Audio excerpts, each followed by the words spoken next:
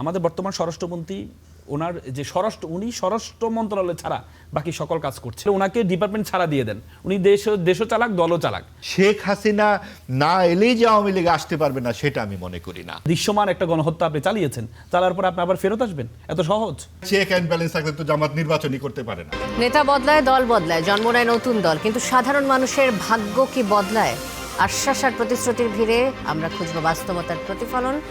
আমাদের কাজ প্রশ্ন করা, দেশ ও মানুষের স্বার্থে প্রশ্ন করেই যাব। থাকবে মত এবং ভিন্ন মতের শ্রদ্ধা। স্টার নিউজ করা আলাপের সঙ্গে আমি শান্তা শারলিন।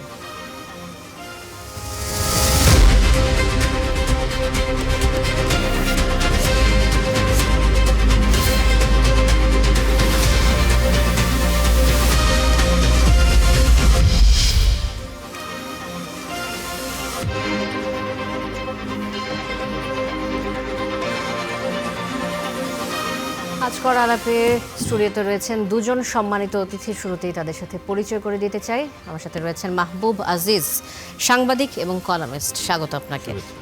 এবং রয়েছেন আল মামুন রাসেল, আইনজীবী, সুপ্রিম কোর্ট। আপনাদের দুজনকেই স্বাগত জানাচ্ছি আজকের করা আলাপে। যে আলোচনাটা দিয়ে আজকে করা আলাপ শুরু করতে চাচ্ছি, বর্তমানে দেশের পরিস্থিতি আমরা সবাই দেখছি যে রামিসা হত্যার পরে আইনের শাসন নিয়ে বেশ প্রশ্ন উঠেছে দেশের মানুষের মনে, যে আমাদের দেশে আইনের শাসন ব্যবস্থা আসলেই আমরা রক্ষা করতে পারছি কিনা, সরকার কতটা তৎপর, কি ব্যবস্থা গ্রহণ করছেন এবং দেশের মানুষ কতটা ভরসা করতে পারছে বর্তমান সরকারের উপর। এরই প্রেক্ষিতে রামিসা হত্যার পরে প্রধানমন্ত্রী তারেক রহমান আজ একটি মন্তব্য করেছেন। তিনি অভিযোগ করেছেন যে রামিসা ইস্যুতে একটি মহল আইনের স্বাভাবিক গতি বাধাগ্রস্ত করছে। রামিসা ইস্যুতে যারা সড়ক অবরোধ করেছে, দেশে ঘোলাটে অবস্থা সৃষ্টি করছে, তারা কিন্তু মানুষের অধিকার নিয়ে, সুযোগ সুবিধা নিয়ে কথা বলে না। যারা অরাজক পরিস্থিতি সৃষ্টি করতে চাইছে তাদের বিরুদ্ধে সজাগ থাকার কথা তিনি বলেছেন। মাহবুব আজিজ, আপনাকে দিয়ে আলোচনাটা শুরু করতে চাই। এই পল্লবীতে শিশু রামিসা ধর্ষণ এবং হত্যার ঘটনায় যে গণ অসন্তোষ আমরা দেখলাম গত কয়েকদিন ধরে, এর প্রেক্ষিতে প্রধানমন্ত্রীর এই মন্তব্যকে আপনি কিভাবে দেখেন? জি, ধন্যবাদ, শুভেচ্ছা। মানবাধিকার সংস্থা আইন ও সালিশ কেন্দ্র একটি পরিসংখ্যান দিয়েছে যে ২৬ সালের প্রথম ৪ মাসে অন্তত ৫৬ জন ১২ বছরের কম বয়সী শিশু যৌন সহিংসতার শিকার হয়েছে। এই একই সময়ে ১৮০টি ধর্ষণের ঘটনা রিপোর্ট হয়েছে, যার মধ্যে ৮১ জন ভুক্তভোগীর বয়স ১৮ বছরের নিচে। আর সবচেয়ে যেটা খুবই উদ্বেগজনক খবর, যে মাত্র ১১ দিনের ব্যবধানে, অর্থাৎ ১ থেকে ১১ মে পর্যন্ত তারা বলেছে ১৮টি ধর্ষণের ঘটনার রিপোর্ট হয়েছে, যার মধ্যে ১১ জনই অপ্রাপ্তবয়স্ক। আপনি দেখুন যে এই যে পরিস্থিতিটা, এটা আসলে কোন ভাষায় বললে এর ভয়াবহতাটা বোঝা যাবে। মানে এর এত চরম, মানে এত খারাপ পরিস্থিতি আমাদের খুব নিকটতীতে হয়নি। গত ২-৩ বছরের পরিসংখ্যানও যদি আপনি দেখেন যে এইরকমভাবে এত খারাপ অবস্থাটা হয়নি। তো সেক্ষেত্রে প্রধানমন্ত্রী যেটা বলছেন সেটা স্বাভাবিক তার জায়গা থেকে, এবং মাত্র একটি সরকার কাজ শুরু করেছে। এই সময়ে একেবারেই একটি অনাকাঙ্ক্ষিত এই ধরনের সামাজিক বিপর্যয় আমরা বলতে পারি, এবং সেটা কিন্তু একদিনে ঘটেনি। এই যে বিপর্যস্ত একটা মানসিক পরিস্থিতি, এটার নানান রকম কারণ আছে, এবং সবচেয়ে বড় কারণ আমার কাছে যেটা মনে হয় যে আইনের শাসনের অনুপস্থিতি। আচ্ছা, যদি কেউ কোনো অপরাধী মনে করে যে আমি অপরাধটা করলে আইনের মুখোমুখি হবই, তাহলে কিন্তু সেই অপরাধ সে সহজে জড়ায় না এবং সেটা কমে আসে। হাসনাত আব্দুল হাই আমাদের একজন খুব বয়স্ক লেখক, তিনি ৯০ বছরে পা দিলেন গত ২৭ তারিখে। তিনি একটি ফেসবুক স্ট্যাটাসে লিখেছেন গতকালকে যে আমার ৯০ বছরের জীবনে আমি কখনো দেখিনি কোনো ধর্ষকের ফাঁসি হয়েছে। আচ্ছা, অর্থাৎ তিনি জানাচ্ছেন যে ৯০ বছরে তিনি কোনো ধর্ষকের ফাঁসি হতে দেখেননি। এখন আমরাও তো দেখিনি। আপনার মনে পড়ে যে অন্তর্বর্তী সরকারের সময়ের বেশ চাঞ্চল্যকর ঘটনা, সম্ভবত মেয়েটার নাম ছিল আসিয়া। তার আগে তনু হত্যাকাণ্ড, তার আগে নানান রকম বেশ সারা জাগানো অনেকগুলো ধর্ষণ এবং হত্যার ঘটনা আছে, কিন্তু আরেকটি ঘটনা এসে যেন সেটাকে ম্লান করে দেয়। এবং সেই জায়গাতেই আমরা যে আইনের শাসনের অনুপস্থিতির কথা বলি, তার সাথে সাথে রাজনৈতিক প্রভাবের কথাও আমাদের বলতে হয়। অধিকাংশ ক্ষেত্রে রাজনীতি বা প্রশাসনিক যে প্রভাব সেটা কিন্তু এক ধরনের কর্তৃত্ব করেছে এবং এটা এক ধরনের পুরুষতান্ত্রিক যে মানসিকতা, সেই পুরুষতন্ত্র মানে এক ধরনের পেশি শক্তি, এক ধরনের আইন না মানার যে একটা আকাঙ্ক্ষা এবং সবসময় নিজেদের প্রভাব বলয়ের মধ্যে রাখা, সেটা রাজনৈতিক অবশ্যই প্রশ্রয়ের মধ্যে আছে। আপনারা খেয়াল করে দেখবেন সেই জাহাঙ্গীরনগরের ৯৮-এর যে মানিকের সেঞ্চুরি ছাত্র লীগের হয়ে সেই ঘটনাটা ঘটায় এবং তারপরে গত মঙ্গলবারের আগের মঙ্গলবারে জাহাঙ্গীরনগরে আবার ঘটনা ঘটেছে, সেই ধর্ষণের ঘটনাই ঘটেছে। তার মানে আপনার বিভিন্ন বিশ্ববিদ্যালয়ে যেমন ঘটছে, আরেকটি ঘটনা ঘটছে মাদ্রাসায়, অহরহ ঘটনা ঘটছে যে বলাৎকারের ঘটনা শিশুদের। ঘটনাগুলো তো নতুন না, আসলে ২০ মে পর্যন্ত, এই বছরের ১ তারিখ থেকে ২০ মে পর্যন্ত ১১৮টি শিশু ধর্ষণের শিকার হয়েছে। ১৭ জন শিশুকে ধর্ষণের পর ধর্ষণ চেষ্টায় ব্যর্থ হয়ে হত্যা করা হয়েছে। এই পরিস্থিতিতে প্রধানমন্ত্রীর এই বক্তব্য আসলে এটি কি সামাজিকভাবে বা রাজনৈতিক কোনো অরাজক পরিস্থিতি সৃষ্টি করার জন্য এই প্রতিবাদ, নাকি আসলে মানুষের ভেতর থেকে প্রতিবাদটি উঠে আসছে? এটা আসলে মানুষের ভেতর থেকেই প্রতিবাদ উঠে আসছে। এটা তো প্রতিবাদ মানুষ বিভিন্ন সময়েই করে। আপনি বিভিন্ন নাগরিক যে প্রতিবাদগুলো হবে, এটাই তো স্বাভাবিক, প্রতিবাদই তো হওয়া উচিত। কিন্তু প্রতিবাদের সঙ্গে এই কারণগুলো সন্ধান করা এবং এই কিছু কিছু উদ্যোগের মধ্যে নিজেদেরকে সম্পৃক্ত করা উচিত। আপনি দেখুন যে জেন্ডার সংবেদনশীলতার যে বিষয়টি আমরা বলি, সেটা কিন্তু আমাদের পাঠ্য তালিকায় বহু বছর ধরে নেই। বহু বছর মানে কি, আসলে নেই। এমনকি আমাদের যে মাদ্রাসার শিক্ষা কারিকুলামের কথা আমরা বলি, সেখানে কিন্তু নানান ধরনের অনিয়ম যে ধরনের ঘটনাগুলো ঘটে, সেটার বিরুদ্ধে কোনো প্রতিবাদও আমরা দেখতে পাই না, কোনো পর্যায় থেকে প্রতিবাদ দেখতে পাই না। প্রতিবাদ দেখলেই বলা হয় আপনারা তো মাদ্রাসা বিরোধী।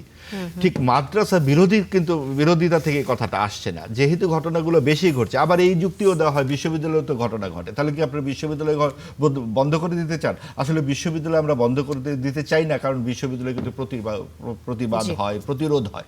মাদ্রাসায় কিন্তু সেভাবে হচ্ছে না।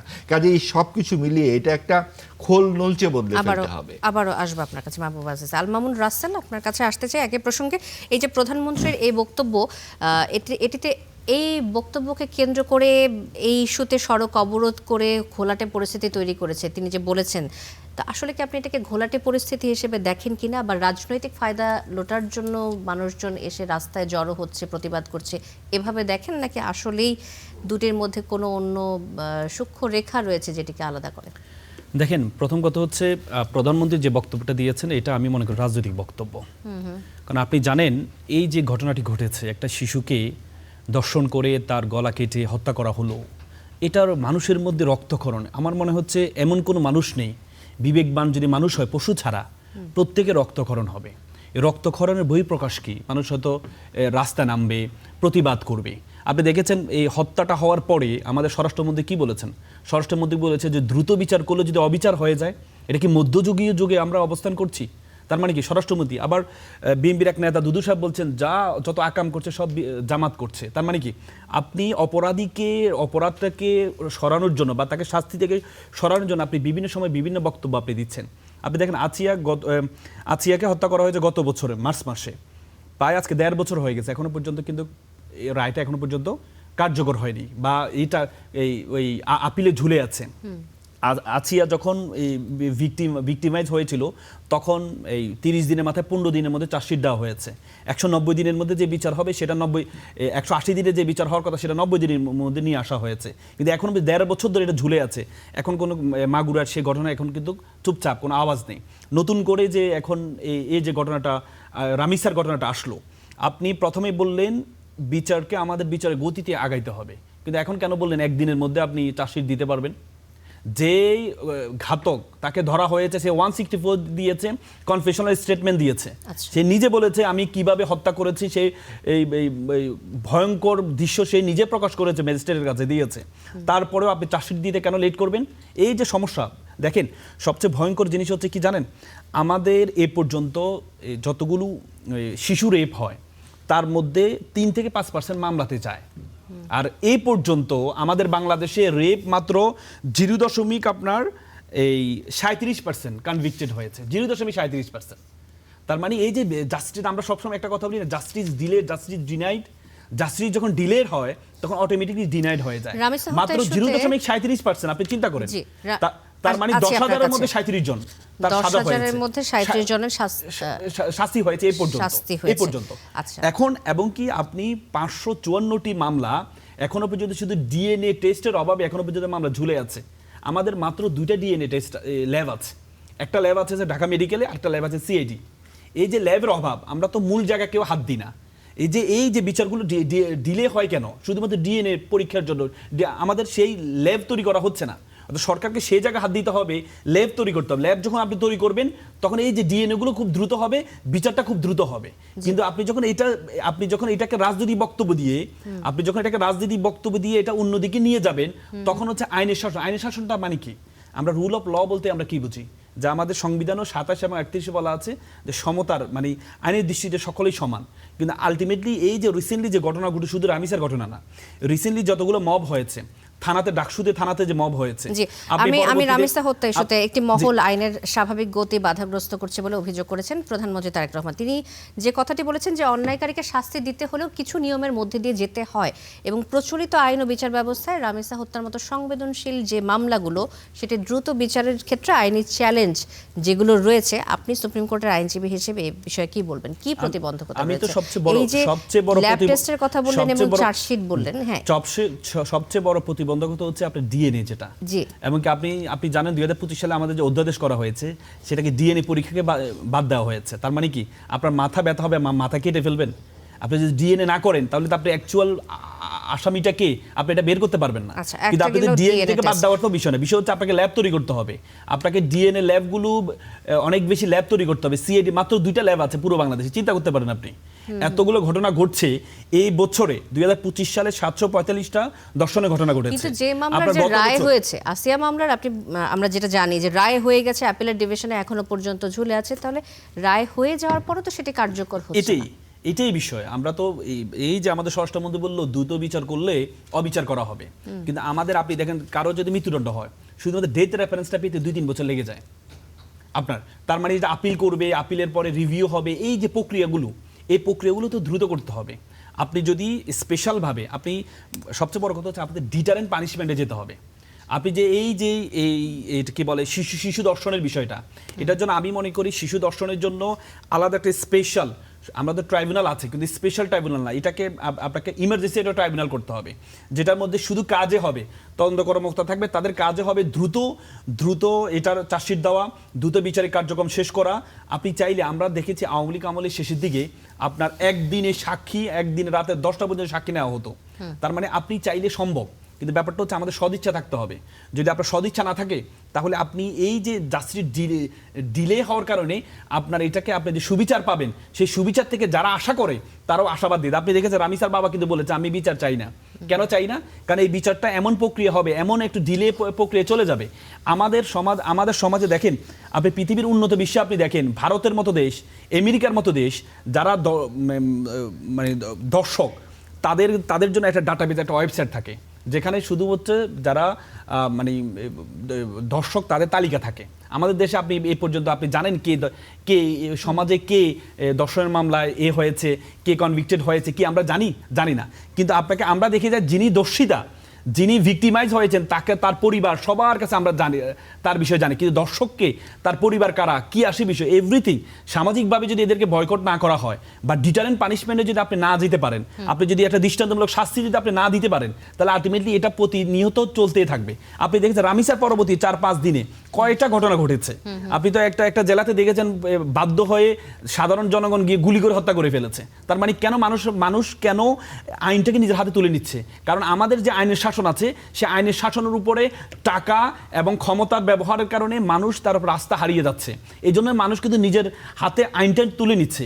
এই জন্য এই জায়গায় আমাদেরকে এমফাসাইজ করতে হবে দ্রুত আইনকে নিশ্চিত করা, এবং যারা এই যে অপরাধগুলো করবে তাদেরকে ডিটারেন্ট পানিশমেন্টের মাধ্যমে এক্সাম্পল ক্রিয়েট করে পুরো জাতির সামনে তাদের ছবি, তাদের মানে পারিবারিকভাবে তাদেরকে, সামাজিকভাবে তাদেরকে বয়কট করতে হবে। জি, ধন্যবাদ আল মামুন রাসেল। মাহবুব আজিজ, সামাজিকভাবে তাদেরকে, যারা ধর্ষক এবং খুনি, তাদেরকে বয়কট করার বিষয়টি সাথে সাথে আরেকটি বিষয় সমাজে এই মুহূর্তে বেশ প্রচলিত, বেশ কথা আমরা যেটা শুনছি, কেউ ধর্ষক এবং খুনিকে প্রকাশ্যে মৃত্যুদণ্ড কার্যকরেরও দাবি তুলেছে। এই বিষয়ে আপনার মতামত কি, যে প্রকাশ্য মৃত্যুদণ্ড চাওয়ার কারণ কি এবং এভাবে শাস্তি দেওয়ার আসলে কতটুকু গণতান্ত্রিক একটা দেশে এটা আসলে কতটুকু বাস্তবসম্মত বলে আপনি মনে করেন? এটা একেবারেই বাস্তবসম্মত নয় যে প্রকাশ্যে এভাবে শাস্তি দিতে হবে, কারণ রামিসার ঘটনাটির আগে কিন্তু আরো ঘটনা ঘটেছে। আপনি দেখুন যে আমরা সবসময় পিক অ্যান্ড চুজ করার একটা ব্যাপার আছে। আব্দুল্লাহ নামের যে শিশুটি মাদ্রাসায় মারা গেল, তাকে নিয়ে কথা হয় না কেন? সেও তো শিশু, সে একটা বালক, সেখানে তাকে বলাৎকার করে খুন করে ফেলা হয়েছে। এবং এর প্রচুর অজস্র কিন্তু উদাহরণ আছে। কাজেই এই জায়গাটাতে মামুন সাহেব যেটি বললেন সেটাই খুব জরুরি, যে আপনাকে শনাক্ত করা এবং বিচারের দ্রুত ব্যবস্থা করা এবং গোড়ায় হাত দেওয়া। এটা কিন্তু খুব স্বাভাবিক মানুষের কাজ নয়, এরকম একটা 7-8 বছরের একটা শিশুর উপরকে ধর্ষণ করে এভাবে গলা কেটে। এখানে মাদকের প্রভাব থাকতে পারে। এখন মাদক এবং আরও কিছু মাদক, রাজনৈতিক প্রভাব, নানান রকম যে দুর্বৃত্তায়ন যে প্রক্রিয়াগুলো এবং আমাদের সুশাসনের অভাব, যেখানে আপনার মনে পড়ে যে যখন জঙ্গির একটা প্রভাব উঠে গেছিল হলি আর্টিজানের পরে, তখন কিন্তু বাড়ি ভাড়া নিতে গেলে নানা রকম কাগজপত্র দিতে হতো। এখন সময়ের সাথে সাথে কিন্তু এগুলো মানুষ ভুলে গেছে। কাজেই আপনি কে কোন ফ্ল্যাটে ভাড়া নিচ্ছেন, যেখানে রামিসার বাড়ির পাশেই এই ফ্ল্যাটটি তারা ভাড়ায় ছিল, কেউ কাউকে চিনতও না।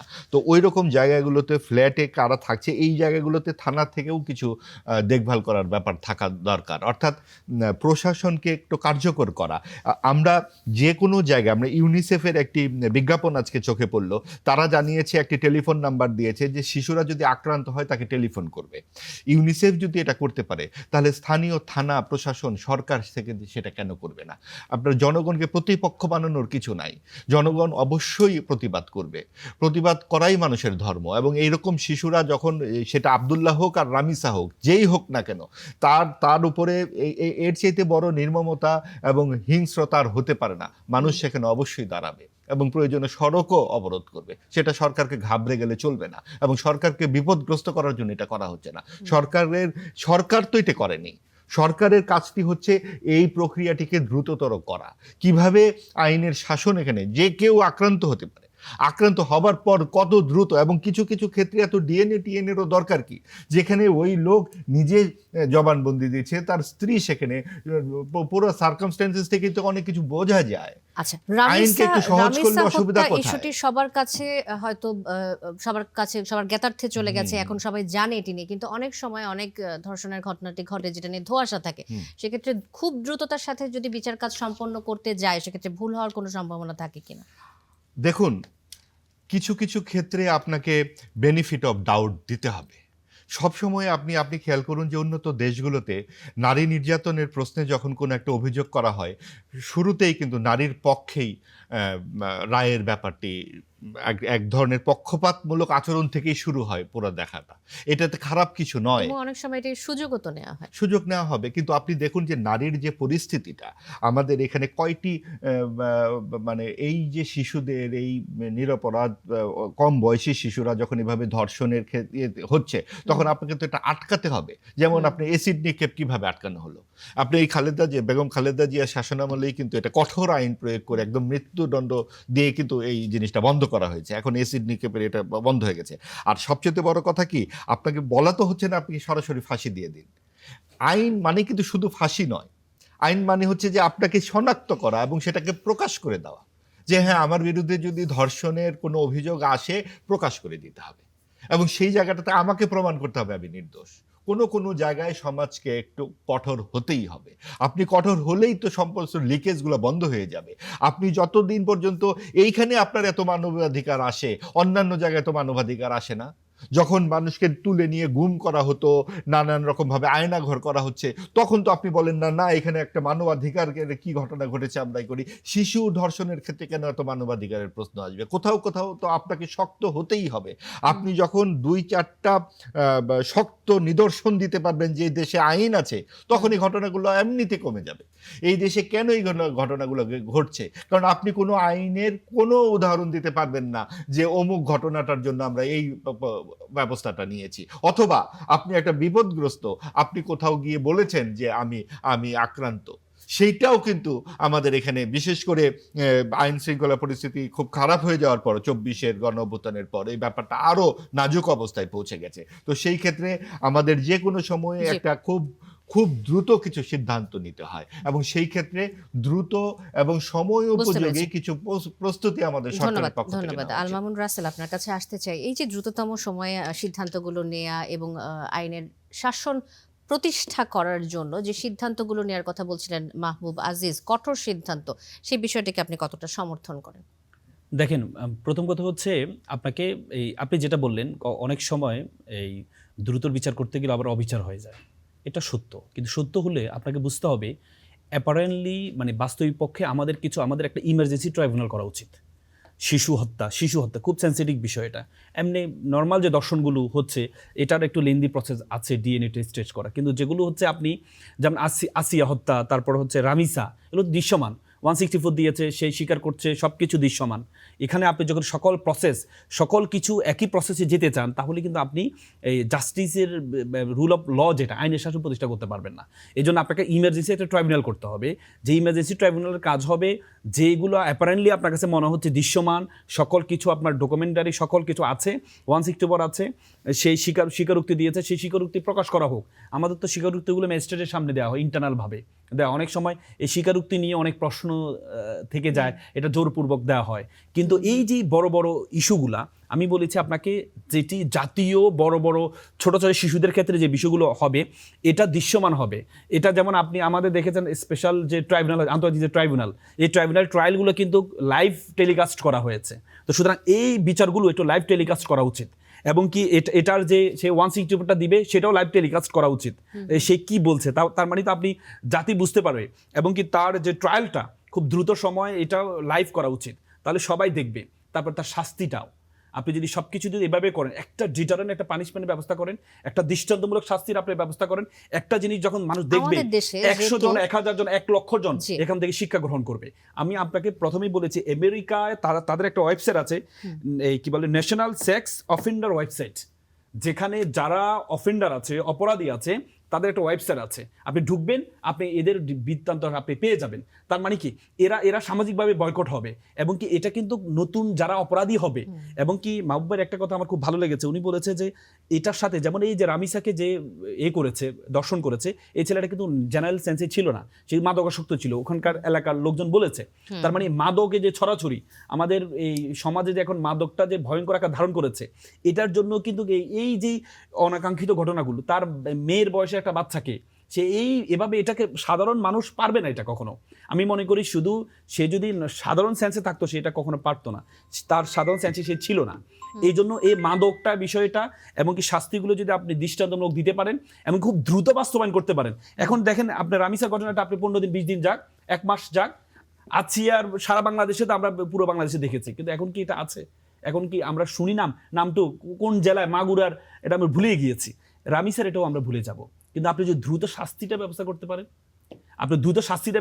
পারেন, দৃষ্টান্তমূলক শাস্তিটা ব্যবস্থা করতে পারেন, পুরো বাংলাদেশে দৃশ্যমান থাকবে ট্রায়ালটা, তাহলে এগুলো হবে যারা অপরাধী হবে তারা ভয় পাবে যে আমি টাকা দিয়ে আমার ক্ষমতা আছে, ক্ষমতা দিয়ে রাজনৈতিক প্রভাব খাটিয়ে আমি কখনো করতে পারবো। সমস্যা হচ্ছে দেখেন আমি একটা বলি, আমাদের বর্তমান যে স্বরাষ্ট্রমন্ত্রী আছে, ওনার যে উনি স্বরাষ্ট্র মন্ত্রণালয় ছাড়া বাকি সকল কাজ করছেন। আমি মনে করি আপনি স্বরাষ্ট্রমন্ত্রী যদি পুরো বাংলা, ওনাকে অনেকে বলে, আমি যদি এটা করি, অনেকে বলে ডিফেক্টিভ প্রাইম মিনিস্টার বলে, উনি যদি পুরো দেশটাকে চালাইতে হয়, তাহলে আমার মনে হয় আপনি আমাদের কনস্টিটিউশনে কিন্তু আছে আপনার একটা ইমার্জেন্সি আছে যে মিনিস্টার উইদাউট পোর্টফোলিও, মানে উনি মন্ত্রী কিন্তু ওনার কোনো থাকবে না, বিভাগ থাকবে না, ডিপার্টমেন্ট থাকবে না। তাহলে যদি উনি দেশ চালাইতে হয় তাহলে ওনাকে ডিপার্টমেন্ট ছাড়া দিয়ে দেন, উনি দেশও চালাক, দলও চালাক। কিন্তু আপনি যখন স্বরাষ্ট্র মন্ত্রণালয়ের মতো এত গুরুত্বপূর্ণ একটা জায়গায়, এটা যখন আপনি শক্ত হাতে যদি আপনি এটাকে হ্যান্ডেল না করতে পারেন, তাহলে পুরো বাংলাদেশটা একটা কিন্তু মানে রুল অফ লটা হারিয়ে যাবে। আপনি দেখুন থানাগুলোতে মব তৈরি হচ্ছে, বিভিন্ন থানাতে আপনি যান, মানুষ থানায় যায় হচ্ছে বাঁচার জন্য, পুলিশ আমাকে রক্ষা করবে, সেই জায়গায় পুলিশের থানায় গিয়ে আমরা আক্রান্ত শিকার হচ্ছি। তাহলে মবটা কোথায় যাচ্ছে? আমাদের স্বরাষ্ট্রমন্ত্রী প্রথম দিন বলেছেন যে মবের কালচার শেষ। আপনি কি শেষ হয়েছে? আপনি গতকাল নাসিরের উপর যে আক্রমণটা হয়েছে, নাসিরের ব্যবহার আর শব্দ চয়ন আমার ভালো না লাগতে পারে, এই জন্য কি আমি তার উপর আক্রমণ করে তাকে আঘাত করে আবার তার সে যখন থানায় যাবে, থানায় গিয়ে আক্রান্ত হব, তাহলে মবের এটা কোথায় থেকে থাকলো? যে প্রসঙ্গে ছিলাম আমরা, রাজধানীর পল্লবীর শিশু রামেসার হত্যাকারীর সর্বোচ্চ শাস্তি আগামী 1 মাসের মধ্যে নিশ্চিত করার ঘোষণা দিয়েছেন প্রধানমন্ত্রী তারেক রহমান। তিনি বলেছেন যে সেই সর্বোচ্চ শাস্তি হবে মৃত্যুদণ্ড। পারবে না তো, পারবে না। 1 মাসের মধ্যেই আপনি সাজা দিবেন, 1 মাসের মধ্যে আপনি হয়তো তার রায়টা দিবেন। আপনি তো এখন চার্জশিট তো এখনো হয়নি, চার্জশিট দিবেন, আপনার ট্রায়াল শুরু হবে বলে আজকে এই মন্ত্রী বললো যে ঈদের পরে ট্রায়াল শুরু হবে। কিন্তু আপনার যে এই যে আপিল, এই যে ডেথ রেফারেন্স, এই যে আপনার রিভিউ, এই যে প্রসিডিউরটা লেন্দি প্রসিডিউর, এই জন্য আপনাকে আইন সংশোধন করতে হবে। আপনি চাইলে বর্তমান যে আইন যে প্রক্রিয়া আছে এই প্রক্রিয়া আপনি চাইলে পারবেন না। এটা মুখস্থ কথা বলে লাভ নেই। আপনি এই কথা এখন বলবেন, মানুষ খুশি হবে, বাবা দিবে, কিন্তু 1 মাসে আপনি পারবেন না। যখন 1 মাসের মধ্যে পারবেন না, তখন এটা মানুষ, তখন আপনি বলবেন যে আইনের কারণে আমরা ঠেকে গেছি। তাহলে তো আপনি এমন কথা বলবেন কেন যেটা আপনি পারবেন না? আমি আপনাকে বলে রাখি, আজকে এই শো থেকে বলে রাখছি, 1 মাসে আপনি জীবনে পারবেন না। কারণ আমাদের যে আইনি প্রক্রিয়া, আইনটাকে সংশোধন করতে হবে। আপিলের যে প্রক্রিয়া, এই প্রক্রিয়াকে সংশোধন করতে হবে। আপনাকে ইমার্জেন্সি কিছু মামলা আইন, এই যে শিশু হত্যা নিয়ে আলাদা আইন করতে হবে আপনাকে খুব দ্রুত, যেটা 1 মাসের মধ্যে 1.5 মাসের মধ্যে আপনি কার্যকর করতে পারেন। সেই প্রক্রিয়া আপনাকে যেগুলো আপনার যেমন এই যে সাক্ষী প্রমাণ, এভিডেন্স, এটা কিন্তু দৃশ্যমান, এই এভিডেন্স সবকিছু আছে। তো সুতরাং আমরা খুব দ্রুত করতে পারি, কিন্তু এটা প্রক্রিয়া, আইন পরিবর্তন করা ছাড়া, সংশোধন করা ছাড়া আপনি জীবনে পারবেন না 1 মাসের মধ্যে। আচ্ছা, ধন্যবাদ। আমি একটু যুক্ত করতে চাই। দেখুন, এই যে প্রক্রিয়াগুলো তো অবশ্যই দ্রুততর সময় করা দরকার। সাথে সাথে আরেকটা জিনিস, যে রামিসাকে যেভাবে মানুষ চিনতে পারছে এবং সবাই তার বাবা, মা, বোন ইত্যাদি নানান খবরগুলো পাচ্ছে, কিন্তু এই ধর্ষকের ফ্যামিলি সম্পর্কে কিছু জানা যাচ্ছে না, এবং এই ধর্ষককে সামনে নিয়ে আসা উচিত, এবং সেটা কিন্তু সরকারিভাবেই প্রচারের ব্যবস্থা করা দরকার। এবং ধর্ষকের রাজনৈতিক সংশ্লিষ্টতা, আমি দেখেছি যে তার এই নির্বাচনের সময় সে একটা পোস্টারে তার ছবি আছে, এবং সেই নির্বাচনে যেই দলেরই হোক না কেন সেই পোস্টার সামনে নিয়ে আসা উচিত। এই জায়গায় সরকারকে শক্ত হতে হবে, এবং সরকারকে মনে রাখতে হবে যে এই ঘটনা সরকার ঘটায়নি, কিন্তু সরকার যদি প্রতিরোধের ব্যবস্থাটি করতে পারে তাহলেই সে একটি গুরুত্বপূর্ণ অবদান রাখতে পারবে এই ঘটনার। কারণ এটা হঠাৎ করে হয় না, এটা যেমন মাদকের প্রভাব আছে, রাজনৈতিক শক্তিরও প্রভাব আছে। যদি আনার চেষ্টা করে তখন তো সেখানে পক্ষ বিপক্ষ অনেক দলে ভাগ হয়ে যাবে। তার চেয়ে বরং একজন আসামি, একজন খুনির শাস্তিকে আমরা স্বাভাবিকভাবে দাবি করতে পারি। সেটা তো স্বাভাবিকভাবে দাবি করছে, কিন্তু তার রুটটা কোথায় একটু জানা থাকলে অসুবিধা কোথায়? ঢাক ঢাক গুড়গুড় কেন? আমার লোক হলে সে কি আমরা অপরাধী সোশ্যাল নয়? মিডিয়াতে যেটা দেখছি যে এই দলের লোক, আবার দেখা যাচ্ছে আরেক দলের লোক, এক এক দলের ট্যাগিং তাকে দিয়েই যাওয়া হচ্ছে, এবং সেটা এখনো প্রমাণিত না, এখনো পর্যন্ত না। আপনার কি মনে হয় যে এইরকম বাংলাদেশের বাস্তবতাতে এই ধরনের ঘটনাগুলো কোন শ্রেণীর রাজনৈতিক ব্যক্তিবর্গরা ঘটায়? এটা তো আমরা জানি, এটা তো আসলে বাদানুবাদের কোনো বিষয় নয়, এবং এই সবসময় প্রভাবশালী কারা থাকে এই জায়গাটাতে যদি চিহ্নিত করা যায়, এবং দাতব্য গৃহ হইতেই শুরু হয়। অর্থাৎ ইংরেজিতে একটা কথা আছে, চ্যারিটি বিগিনস এট হোম। আপনার দলের যদি হয়, আপনি সেটা বলুন না। আপনি তো 7,000 কর্মীকে অলরেডি বিএনপি বহিষ্কার করেছে, সমস্যা তো নাই সেখানে হলেও, এবং ওই জায়গাটিতেই সরকারকে গুরুত্বপূর্ণ অবস্থান নিতে হবে, এবং এটা কিন্তু বিতর্কের বিষয় নয়। আর এই মুহূর্তে আরেকটি বিষয়ে বেশ প্রচলিত কথা চলছে, যেটা নিয়ে আওয়ামী লীগ আবার সক্রিয় হয়ে উঠছে। বিএনপি সিনিয়র নেতা এবং সরকারের উপদেষ্টা রুহুল কবির রিজভী তিনি বলেছেন যে শেখ হাসিনা বিচার মোকাবেলা করতে চাইলে যে কোনো ফ্লাইটে চলে আসতে পারেন। বিএনপি সরকার কি তাকে ভারত থেকে আনুষ্ঠানিকভাবে প্রত্যর্পণ চুক্তির মাধ্যমে ফিরিয়ে আনার প্রক্রিয়া জোরদার করছে, নাকি তিনি নিজে আসবেন সেই জন্য অপেক্ষা করছেন? আসলে এই পুরো ব্যাপারটা আমার মনে হয় কি, যে এই যে চারদিকের যে রাজনৈতিক নানান রকম ঘটনা ঘটছে, সামাজিক ঘটনা, বিশৃঙ্খলা, নানান রকম উত্তেজনা, সেখান থেকে বোধহয় একটু একটা ভেন্টিলেশন তৈরির চেষ্টা। হঠাৎ করে শেখ হাসিনার প্রত্যাবর্তনের কি বাস্তবতা দেখা দিল আমি বুঝতে পারি না, এবং সেটা এমনও শুনলাম গতকালকেই বোধহয় দেখা গেল কয়েকটি জায়গায় রিপোর্ট যে শেখ হাসিনা দেশে ফিরে বিচারের মুখোমুখি হবেন। তো এটা তো আর নতুন করে বলবার কি আছে? তিনি যদি সম্ভব হয়, তার যদি সেই রকম যুক্তি থাকে, অবশ্যই তার বিচারের মুখোমুখি হওয়া উচিত, এবং তাহলেই তো অনেক সমস্যার সমাধান হয়ে যায়। কিন্তু সেই রকম সৎ বা আকাঙ্ক্ষা তারা দেখাবেন কিনা সেটা নিয়ে তো প্রচুর সন্দেহ আছে। কারণ সবসময় আমরা দেখতে পাচ্ছি যে বলা হচ্ছে যে এটা পুতুল সরকার, এটা মানে বর্তমান সরকারকেও এক ধরনের আক্রমণ করা হচ্ছে। যে কোনো পরিস্থিতিতে এটা ভুয়া নির্বাচন, রাতের বেলা নির্বাচন হয়ে গেছে, এই ধরনের অভিযোগগুলো আসলে খুব যুক্তিসঙ্গত নয়। কারণ 24-এর গণ অভ্যুত্থান মানুষের চোখের সামনেই ঘটেছে, একটা অনিবার্য ছিল, তার নানান রকম কার্যকারণ আছে, এবং সেখানে অনেক ধরনের ষড়যন্ত্রের কথা বলা হয়। কিছু ষড়যন্ত্র হতেও পারে, সেটা নিয়েও মানুষের মানে দ্বিধা নেই, কিন্তু ঘটনা যে ঘটেছে, সেখানে মানুষ যে খুন হয়েছে, এ তো সত্য। কাজে এগুলোর মীমাংসা হতে হবে আগামী দিনে, এবং সেইটা আওয়ামী লীগের শেখ হাসিনা না এলেই যে আওয়ামী লীগ আসতে পারবে না, সেটা আমি মনে করি না।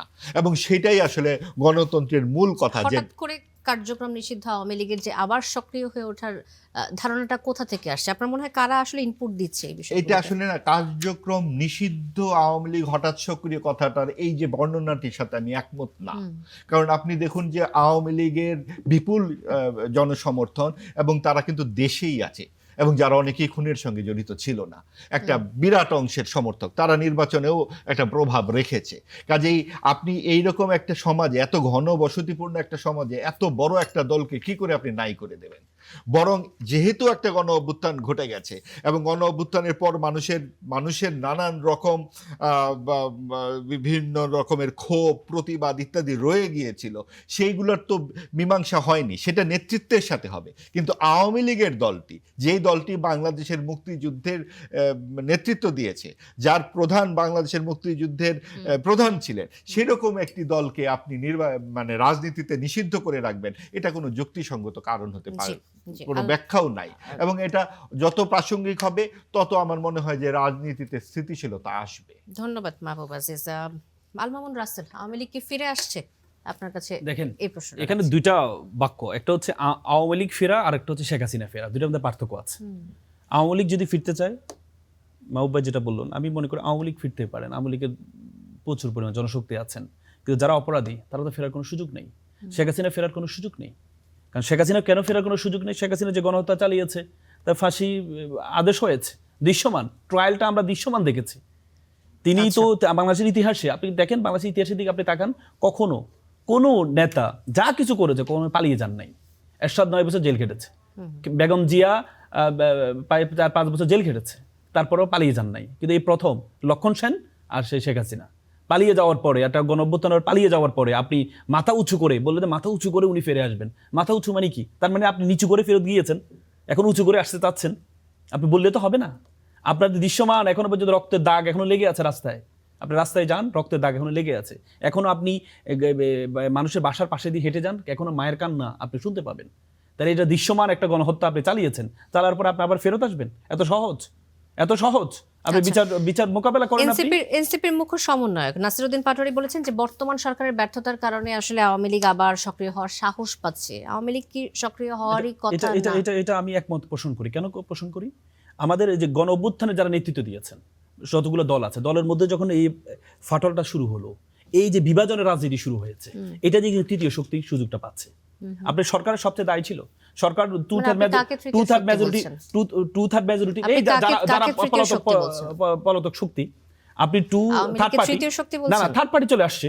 আপনি যখন গণ অভ্যুত্থানে দলগুলো সরকার বিরোধী দল আছে, এরপরে যখন তৃতীয় পক্ষকে, গণ অভ্যুত্থান কেন হয়ে যায়? ফ্যাসিস্টকে সরিয়ে, সেই ফ্যাসিস্ট এখন থার্ড পার্টি হিসেবে আছে। এখন আপনি যখন দুই পক্ষ যখন দ্বন্দ্ব করবেন, ভাই ভাই যখন ঝামেলা হবে, তৃতীয় পক্ষ তো এখানে সুযোগটা কাজে লাগাবে। আওয়ামী লীগ একটি রাজনৈতিক দল হিসেবে তারা কি তৃতীয় পক্ষ তাদেরকে বলা যায়? এত বড় রাজনৈতিক দল তৃতীয় পক্ষ বলেছি আমি, তৃতীয় পক্ষ বলেছি হচ্ছে এখন যদি সরকার এবং বিরোধী দল থাকে, তাহলে তৃতীয় পক্ষ তো সুযোগ সন্ধানী। তো সুযোগ সন্ধান, তারা তো পালিয়ে গিয়েছে, তাদেরকে যেমনটা বলছিলেন মাহবুব আজিজ, প্রত্যেকে তো পালিয়ে যান এবং প্রত্যেকে খুনের সাথে জড়িত ছিলেন না, যেহেতু বড় একটি রাজনৈতিক দল। এখন আপনি তাদেরকে আইনের মাধ্যমে নিষিদ্ধ করেছেন। এই আইন এখন তো আইনের মাধ্যমে নিষিদ্ধ। আপনি যখন এই আইন, এবং সবচেয়ে বড় ভয়ঙ্কর বিষয় দেখেন, আমাদের সন্ত্রাস বিরোধী ট্রাইব্যুনালে সন্ত্রাস বিরোধী যে আইনটা আছে, সেই আইনে 18 ধারা তো নিষিদ্ধ করা হয়েছে নিষিদ্ধ সত্তা হিসাবে, এবং কি বলা আছে নিষিদ্ধ সত্তার কোনো এই সত্তার কারো কোনো বক্তব্য আপনি যখন প্রসার করবেন, যিনি প্রচার করবেন তিনি অপরাধী হবেন। কিন্তু আমরা দেখতে পাই যে শেখ হাসিনার বিভিন্ন বক্তব্য বিভিন্ন মিডিয়াগুলোতে প্রচার করা হচ্ছে, এটা কিন্তু একটা অপরাধ, আইনের আলোকে অপরাধ। আমি আইনের আলোকে বলছি, আমি আইনের মানুষ আইনের আলোকে বলেছি। আইনের আলোকে আমাদের সন্ত্রাস বিরোধী যে আইন আছে, সে আইনের আলোকে আপনি যদি কোনো সত্তার, নিষিদ্ধ সত্তার কোনো কিছু প্রকাশ করেন, তাহলে এটা কিন্তু আইনের আলোকে আপনি অ্যাবেটর হিসেবে, সহযোগী হিসেবে আপনি অপরাধী হবেন। এখন কথা হচ্ছে আওয়ামী লীগের যারা এখন বিচার চলছে, আমি বারবার আপনাকে বলেছি যে আওয়ামী লীগের ফেরা আসা আর শেখ হাসিনা ফিরে আসা এক বিষয় না। কারণ তার যে অডিও রেকর্ড আমরা শুনেছি, যেখানে সে বলেছে যে এই ওয়েপেন ব্যবহার করার জন্য, হ্যাঁ, সে রেকর্ডেড আছে, এবং কি রাজসাক্ষী যিনি পুলিশের যিনি ছিলেন প্রধান ছিলেন, উনি কিন্তু রাজসাক্ষী হিসাবে বলেছেন ওনাকে যে হুকুম দেওয়া হয়েছে হত্যা করার জন্য, সকল কিছু কিন্তু দৃশ্যমান। এখন তো আগের মতো যুগ না, এখন সোশ্যাল মিডিয়ার যুগ। প্রত্যেকটা জিনিস আমরা দেখি স্বরাষ্ট্রমন্ত্রী একটা পুলিশ বলেছিলেন না যে একজনকে মারি একজন মরে, দুইজন মরে না। তার মানে কি সব এখন দৃশ্যমান। আপনি তো হত্যা চালিয়েছেন নিজের দেশের মানুষের উপরে, তো সুতরাং আপনি হত্যা চালিয়েছেন, এখনো পর্যন্ত রক্তের দাগ শুকায় নেই, আপনি আবার ফেরত আসবেন, এত সহজ তো বিষয় না, সহজ তো বিষয় না। আপনি আইনি প্রক্রিয়ায় যে ট্রাইব্যুনাল আপনি তৈরি করেছেন বিপরীত পক্ষকে ধ্বংস করার জন্য, সেই ট্রাইব্যুনাল আপনি বলেছেন সবচেয়ে স্বচ্ছ ট্রাইব্যুনাল, সেই ট্রাইব্যুনাল তো আপনার বিচার হচ্ছে। সেই ট্রাইব্যুনাল আপনি যে বিচারটা করেছেন স্কাইপ কেলেঙ্কারির মাধ্যমে, এটা কলঙ্কিত হয়েছে। কিন্তু এখন যে বিচারটা হচ্ছে এটা তো দৃশ্যমান, ট্রায়ালটা দৃশ্যমান, ডিফেন্স লয়ার আছে, সবকিছু দৃশ্যমান, দৃশ্যমান বিচার হয়েছে, যা কিছু হয়েছে। তো সুতরাং আপনি তো গোপনে কোনো কিছু হয়নি। সুতরাং এই যে আপনি আইনি প্রক্রিয়া, আইনটা মোকাবেলা করে আপনি আসেন, ফেরত আসেন, কোনো সমস্যা নেই। যারা অপরাধী তারা অপরাধের শাস্তি পাবে, নিরপরাধ আমাদের আইনি একটা ম্যাক্সিম আছে যে 100 জন অপরাধী মুক্তি পাক, একজন নিরপরাধ যেন শাস্তির আওতা না আসে। আমরা চাই না কোনো নিরপরাধ ব্যক্তি এটা শাস্তির আওতা আসে, আমরা চাই না। যারা হত্যাকারী হিসাবে ছিল, যারা হত্যার ইন্ধন দিয়েছে, যারা সুপিরিয়র লাইবিলিটিতে আছে, তারা প্রত্যেকে এই শাস্তির আওতায় আসবে। ভবিষ্যতে যেন কোনো ফ্যাসিস্ট তৈরি না হয়, ভবিষ্যতে যেন কেউ মনে না করে, একটা এক্সাম্পল ক্রিয়েট করতে হবে। ভবিষ্যতে যারা ফ্যাসিস্ট হতে যাবে তাদের মাথার মধ্যে থাকবে যে আমি যদি এমন কিছু করি তাহলে সেম পরিণতি আমাকে ভোগ করতে হবে। জি, আরেকটা বিষয় নিয়ে আসছি যে নাগরিক পার্টির দৃষ্টিতে আসলে সরকারের কোনো ব্যর্থতা আপনি দেখেন যে এই আওয়ামী লীগ আবার সক্রিয় হওয়ার বিষয়ে সরকারকে কোনোভাবে দায়ী করতে? সরকারের সবচেয়ে বড় ব্যর্থতা, সরকার প্রথম দিনই বিভাজনের রাজনীতি শুরু করেছে। যেদিন শপথ নেবে সরকার, জুলাই সনদের ওয়ার্ডের আলোকে যদি শপথটা গ্রহণ করতো, 2টা শপথ গ্রহণ করতো, গণপরিষদ যেটা আমাদের কনস্টিটিউয়েন্ট অ্যাসেম্বলি, সাংবিধানিক সভা, সেই শপথটা নিত, নেওয়ার পর ওনাদের ইচ্ছে মতো সবকিছু বাস্তবায়ন করা দরকার ছিল না, কয়েকটা বাস্তবায়ন করলেও মানুষ কিন্তু খুশি হতো। বাংলাদেশের মানুষ কিন্তু অল্পতেই খুশি হয়। কিন্তু ওনারা শুরুতেই এটা সংবিধানে নেই, সংবিধানের দোহাই এর আগে 17-18 বছর শেখ হাসিনা দিয়েছেন। সেম যারা সবচেয়ে বেশি ভিকটিমাইজ ছিল সংবিধানের কারণে, তারাই সংবিধানের দোহাই দিয়ে বলে যে আমরা শপথটা যেহেতু সংবিধানে নেই এই জন্য আমরা শপথটা গ্রহণ করবো না, শপথটা নিব না। এই জন্য যে আপনি দেখেন সংসদের মূল আলোচনা কি ছিল, জুলাই সনদ দিয়ে মূল আলোচনা ছিল। আপনি রাষ্ট্র সংস্কার, এই যে আপনি জানেন আমাদের ক্ষমতা কিন্তু চেক অ্যান্ড ব্যালেন্স নেই, পাওয়ারের সেপারেশন এন্ড পাওয়ারটাকে করা যায় না। শুধুমাত্র আমাদের আইনে যে সংবিধানে যে বিষয়গুলো আছে, রাষ্ট্রপতির কোনো ক্ষমতা নেই, প্রধানমন্ত্রীর অধিক ক্ষমতা, এই যে চেক অ্যান্ড ব্যালেন্স করার জন্য কিন্তু এই রাষ্ট্র সংস্কার, এই জুলাই সনদটা গুরুত্বপূর্ণ দরকার ছিল। তো সুতরাং সরকার প্রথম দিনেই এটাকে শপথটা গ্রহণ না করে, প্রথম দিনেই এই যে গণ অভ্যুত্থানে যে 1.5 বছর একটা রাষ্ট্র সংস্কারের জন্য বিভিন্ন এই জিনিসগুলো নিয়ে আসা হয়েছে। আপনাদের সবচেয়ে দুর্ভাগ্য হলো সত্য, আমাদের রুল অফ ল, আইনের শাসন প্রতিষ্ঠা করার জন্য আমরা সুপ্রিম কোর্টের যে সচিবালয়, সেই সচিবালয়টা অন্তর্বর্তীকালীন সরকার প্রতিষ্ঠা করেই গিয়েছেন। এই সরকার এসে প্রতিষ্ঠা জিনিস যারা বলেছেন এটাকে শক্তিশালী করবেন, তারা শক্তিশালী তো দূরের কথা, সেটাকে বাতিল করে দিলেন। মানে আগের আইনের শাসনটা আবার আগের মতো, বিচার ব্যবস্থাটা আবার আগের মতো নিয়ে গিয়েছেন ওনারা।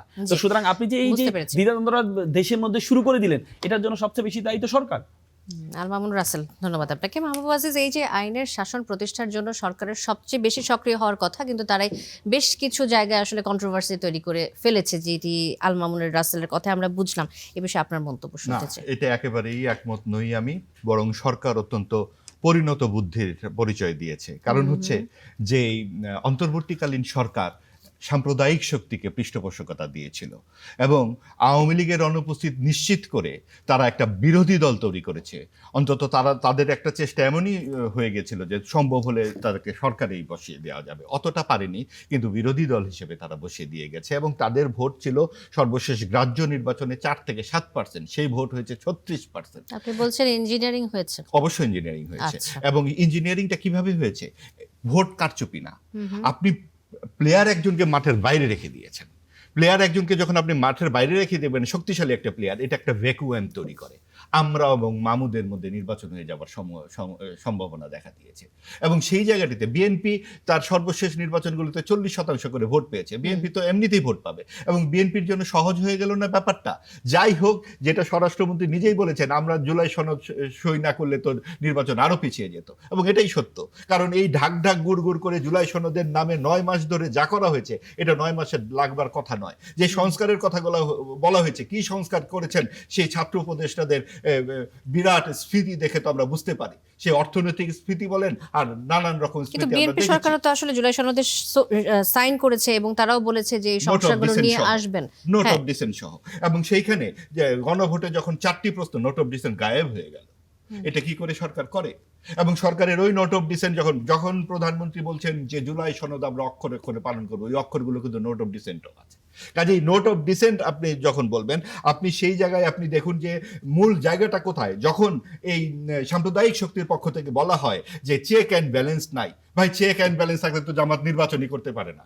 চেক অ্যান্ড ব্যালেন্স থাকলে যে 30 লক্ষ মানুষের বিরুদ্ধে যেই দল দাঁড়ায়, সেই দেশে চেক অ্যান্ড ব্যালেন্স থাকলে এই দল কি করে রাজনীতি করে? বাংলাদেশে 54 বছরে কোন রাজনৈতিক দলের হাতে রক্ত নাই?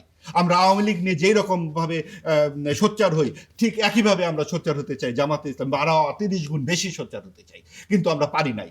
এবং পারি নাই, অন্তর্বর্তীকালীন সরকার এসে এই শক্তিটাকে প্রধান বিরোধী দল হিসেবে বসিয়ে দিয়ে গেল। আপনি চিন্তা করে দেখুন, যেই দল বাংলাদেশের স্বাধীনতা চায়নি, সেই দল এখন বাংলাদেশের অতীত বর্তমান ভবিষ্যতের নিয়ন্ত্রক হয়ে বসে আছে, প্রধান বিরোধী দল। সেইখানে বিএনপি কি করতে পারে? মুক্তিযুদ্ধের সপক্ষের একটি দল হিসেবে সে করতে পারে কি? প্রথমেই সে পিআর পদ্ধতিতে এই উচ্চ কক্ষটা বন্ধ করে দিতে পারে। সেটাই তারা করেছে। কারণ তারা যখন 2/3 নির্বাচিত হয়ে এসেছে, স্বাভাবিকভাবেই এই সাম্প্রদায়িক শক্তির উত্থানটি কিন্তু বন্ধ হয়ে গেছে। কাজেই বাংলাদেশের যে গণতান্ত্রিক অভিযাত্রা, যে প্রগতিশীল যাত্রা, মুক্তিযুদ্ধের যে হ্যাঁ যাত্রা, ভোট যারা দিয়েছে, যেসব মানুষ দিয়েছে, জি। দেশের মানুষই তো দিয়েছে, সেই হ্যাঁ ভোটটাকে তাহলে কি বিএনপি সরকার ইগনোর আপনি করতে পারে দেখুন, কিনা? হ্যাঁ ভোট দেশের মানুষকেই দিতে হলো, এবং দেশের মানুষকে দেওয়ার জন্য অন্তর্বর্তীকালীন সরকার বদিউল আলম মজুমদারকে 2.5 কোটি টাকা দেন, অমুককে 1 কোটি টাকা দেন, অন্তর্বর্তীকালীন কি বলে ওই তরুণ সদস্যদেরকে কোটিখানেক টাকা দেন। কি কারণে? আপনি না ভোটের পক্ষে, আপনি তো রেফারি, আপনি তো দুই পক্ষ দেখবেন কোনটা। আপনাকে হ্যাঁ ভোটের পক্ষে কেন এতখানি কাজ করতে হলো? আপনি দেশেরটা ভালো বোঝেন, দেশের মানুষ বোঝে না, অন্যেরা বোঝে না। আপনি যুক্তরাষ্ট্র থেকে নিয়ে এসে লোকজনকে বোঝাবেন কি করে সরকার চালাতে হয়? আপনার যে 3 কোটি লোক, প্রায় 2.80 কোটি লোক না ভোট দিল, তারা মানুষ নয়? এবং যেই 6 কোটি লোক ভোটই দিতে জানায়, তারা মানুষ নয়? 9 কোটি লোক তো হ্যাঁ ভোট দেয় নাই। তাহলে আপনি কি বলে হ্যাঁ ভোট দেয় নাই? তো তার মানে হ্যাঁ পক্ষে না। কাজে এই বিষয়গুলো নিয়ে আমরা অনেক তর্ক করতে পারি। সবচেয়ে বড় কথা হচ্ছে, একটা নির্বাচিত সংসদের উপরে আপনি কিছু চাপিয়ে দিতে পারেন না। আপনারা কয়েকজন অনির্বাচিত ব্যক্তি নিজেদের এজেন্ডা বাস্তবায়নের জন্য আপনি কি করে একটি নির্বাচিত সরকারকে বলেন যে আপনাদেরকে এইভাবে চলতে হবে? ধন্যবাদ প্রধানমন্ত্রী এবং রাষ্ট্রপতির ক্ষমতা যদি আপনারা চান, তাহলে আপনারা তো ডক্টর ইউনূস সাহেব কি রাষ্ট্রপতিকে মেনেছেন? চেষ্টা করবো আপনার কাছে। আল মামুন রাসেল, আপনার কাছে আসতে চাই যে অনেকগুলো অভিযোগ ইলেকশন ইঞ্জিনিয়ারিং, বিরোধী দলের আসলে বসার কথা না এই অবস্থানে যেখানে তারা রয়েছেন, সব মিলিয়ে বলবেন, আপনার মতামত ব্যক্ত করবেন একই প্রসঙ্গে। জি, প্রথম কথা হচ্ছে মাহবুব ভাই যেটি বললেন সেটা হচ্ছে বিএনপি নোট অফ ডিসেন্ট ছাড়া সবকিছু বাস্তবায়ন করবে। বিএনপি কিন্তু এই যে সুপ্রিম কোর্টের সচিবালয়, সেটা কিন্তু নোট অফ ডিসেন্ট ছিল না। এবং সবচেয়ে মজার ব্যাপার হচ্ছে বিএনপি যে 31 দফা, সেই 31 দফার মধ্যে ছিল বেগম জিয়ার 2030 যে ভিশন, সেই ভিশনের মধ্যে সুপ্রিম কোর্টের সচিবালয়টা ছিল। এবং কি আপনি জানেন, আমাদের সুপ্রিম কোর্টের আপনার 2বার বাংলাদেশে গণ অভ্যুত্থান হয়েছে। একটা হচ্ছে 91-তে গণ অভ্যুত্থান, 90-তে গণ অভ্যুত্থান হয়েছে, আর একটা হচ্ছে 24-এ গণ অভ্যুত্থান। 2 গণ অভ্যুত্থানের পরে বিএনপি ক্ষমতা আসছে। আপনার 91-এর গণ অভ্যুত্থানের পরে যখন হচ্ছে আপনার স্বৈরশাসক বিদায় হয়েছে, তখন 3 জোটের একটা রূপরেখা হয়েছে। যে 3 জোটের রূপরেখাটা 7টা কমিটমেন্ট ছিল। 7টা কমিটমেন্টের মধ্যে একটা কমিটমেন্ট ছিল যে আমাদের নির্বাহী বিভাগ থেকে বিচার বিভাগকে আলাদা করা, বিচার বিভাগকে স্বাধীন করা। তখন কিন্তু বিএনপি ক্ষমতা আসার পর এটাকে অস্বীকার করেছিল। এবং কি 1994 সালে একটা রিট হয়েছিল, 1994 সালে বিএনপি ক্ষমতা থাকা অবস্থা। সে রিটটা 2001 সালে এসে আপিল বিভাগ রায় দিয়েছিল এই যে নির্বাহী বিভাগ থেকে বিচার বিভাগ আলাদা করার জন্য। তখন হচ্ছে যে তত্ত্বাবধায়ক সরকার আয়োজন করে, তত্ত্বাবধায়ক সরকার চেয়েছিল, যখন ক্ষমতা আসছে মানে এই মেজরিটি পেয়েছে, তখন তত্ত্বাবধায়ক সরকার চেয়েছিল তখন এটা অধ্যাদেশের আলোকে এই যে আলাদা করার জন্য। কিন্তু বেগম জিয়া বলেছিলেন না, আমরা ক্ষমতা এসে আমরা এটাকে আলাদা করব, আপনারা এখন এটা করা দরকার নেই। সেটা কিন্তু আমরা এই বিচারপতি লতিফুর রহমানের যে আছে, উনি তত্ত্বাবধায়ক সরকারের ছিলেন, ওনার বইতে লেখা আছে এটা। এবং কি পরবর্তীতে বিএনপি ক্ষমতা এসে এটা আবার অস্বীকার করেছে। এবং কি অনেক দিন ধরে আপনি 2007 সালে যখন আবার এই যে 11 সরকার আসছে, তারা কিন্তু নির্বাহী বিভাগ থেকে বিচার বিভাগকে আলাদা করেছে। কিন্তু সচিবালয় ছিল একটাই, আইন মন্ত্রণালয় থেকে এটাকে ডিল করা হইতো। কিন্তু এবারে অন্তর্বর্তীকালীন সরকার এসে এটাকে করেছেন, একটা অধ্যাদেশ করেছেন, আলাদা সচিবালয় প্রতিষ্ঠা করেছেন। সেই সচিবালয়, প্রতিষ্ঠিত সচিবালয়, ওনাদের নোট অফ ডিসেন্ট ছিল না, সেটাকে ওনারা বাতিল করে দিয়েছেন। তার মানে ওনাদের উদ্দেশ্য হচ্ছে আবার বিচার ব্যবস্থাটা আবার ওনাদের কক্ষীকৃত করা। ওনার প্রত্যেকটা জিনিস ওনাদের হাতে কক্ষিত থাকবে। তো সুতরাং আপনার তো এখানে নোট অফ ডিসেন্ট ছিল না, তাহলে এরপরও আপনি কেন এটাকে বাতিল করলেন? আপনি তো 31 দফায় ছিল, আপনি বলেছেন, এবং কি 7 দিন আগে ওনাদের ম্যানিফেস্টো দিয়েছে, যেহেতু প্রতিষ্ঠিত হয়ে গিয়েছে সচিবালয়, ওনারা বলেছেন আমরা সচিবালয়কে শক্তিশালী করব। তাহলে আপনি কেন করলেন সেটা? আরেকটি বিষয় নিয়ে আসে। অতীতে জামাতকে তো নির্বাহী আদেশে নিষিদ্ধ করা হয়েছিল, যা টেকেনি আল মামুন রাসেল। এবার আওয়ামী লীগকেও নির্বাহী আদেশে নিষিদ্ধ করা হয়েছে। আপনারা কি মনে করেন যে এই আইনি প্রক্রিয়ার মধ্যে বড় কোনো দুর্বলতা রয়েছে, যার সুযোগ নিয়ে তারা কামব্যাক করতে পারে? না, প্রথম কথা হচ্ছে আপনি আইনি জামাতকে নিষিদ্ধ করেছে, আবার নির্বাহী আদেশে আবার নির্বাহী প্রত্যাহার করেছে। তো যদি আওয়ামী লীগকে যদি সেটা করতে হয়, তাহলে আওয়ামী লীগকে নির্বাহী আদেশে নিষিদ্ধ করেছে, আবার নির্বাহী আদেশে সেটা করুক, সরকারি গভর্নমেন্ট করুক। যদি গভর্নমেন্ট তো এটাকে অলরেডি অধ্যাদেশটাকে পাশে করেছে, আপনার সংসদে পাশে করেছে, তার মানে তারা নিষিদ্ধ। যদি তারা যতক্ষণ পর্যন্ত নিষিদ্ধ থাকবে ততক্ষণ তো আপনাকে নিষিদ্ধ বলতে হবে। আপনি তো সিদ্ধ বলতে পারবেন না। আপনি যদি নিষিদ্ধটা সিদ্ধ হয়ে যাবে তখন আপনি আর নিষিদ্ধ বলতে পারবেন না। এই যে জামাতের কথা বলেছে, জামাতের এই যে হত্যার কথা বলেছে, তারা হত্যার সহযোগিতা করেছে, সেটা তো আমার 1973 সালে একটা কোলাবোরেটর অ্যাক্ট হয়েছে, দালাল আইন হয়েছে। সেই দালাল 37,000 মামলা হয়েছে। 37,000 মামলা যে 7,000-কে আপনার সাজা দেওয়া হয়েছে, সেই সাজা দেওয়া এবং 37,000 যে মামলা হয়েছে, এই মামলায় এখনো পর্যন্ত জামাতের যারা যে নেতৃবৃন্দকে ফাঁসি দেওয়া হয়েছে তাদের একজনই ছিল না। সে 37,000 মামলা তখন তো দৃশ্যমান ছিল এটা।